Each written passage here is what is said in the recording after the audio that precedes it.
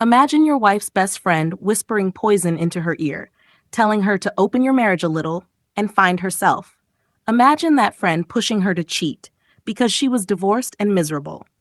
Now imagine your wife actually listening and you being forced to decide, let it break you or turn it into the ultimate revenge.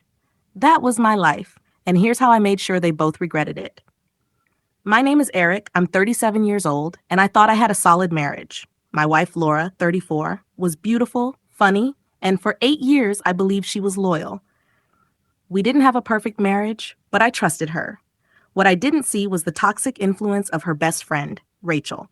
Rachel was 35, freshly divorced, bitter, and always making snide comments about how marriage was a prison. At first, I ignored it. Whenever Rachel visited, she would joke, "Laura, you're too young to be tied down. Live a little." I thought it was just bitterness talking. But slowly, Laura started changing. She began talking about self-discovery, about how maybe people weren't meant to be monogamous forever. At first, I laughed it off, thinking it was just a phase. Then one night, she dropped the bomb. "We should open our marriage," she said casually, as if asking what to have for dinner. My jaw nearly hit the floor.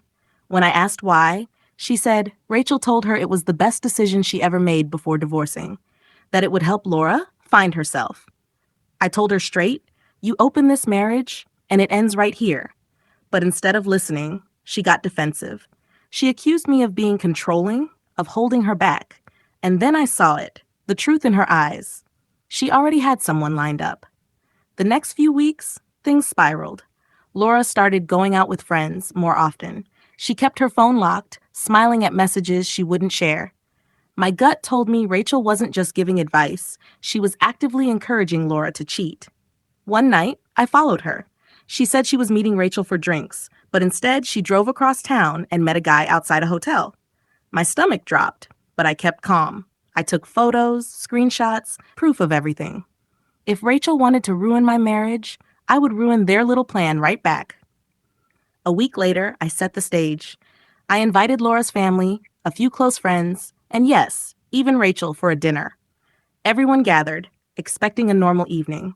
Laura looked nervous but hopeful, probably thinking I was finally going to agree to this open marriage. Rachel sat there smug, sipping wine like the puppet master she thought she was.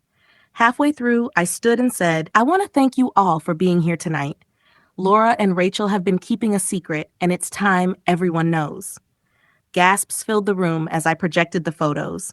Laura meeting the guy at the hotel, the texts between her and Rachel plotting it, even Rachel's messages telling her to just cheat, he'll never know. The room went silent. Laura turned pale. Rachel tried to spin it, saying, "This is healthy. Marriages need freedom." But nobody bought it. Her own parents looked disgusted. Her father, a strict old-fashioned man, walked out without saying a word. Then I dropped the hammer. I handed Laura divorce papers right there in front of everyone. "You wanted to find yourself? Do it without me."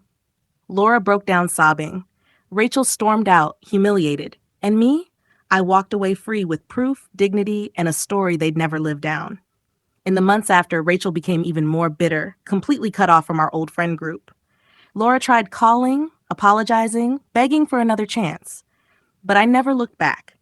I built my life again, stronger than before, while they both drowned in the mess they created. And here's what I learned. Sometimes the worst enemies are the friends whispering poison into your partner's ear. But betrayal doesn't have to destroy you. It can set you free. If you liked the video, please subscribe and turn on notifications.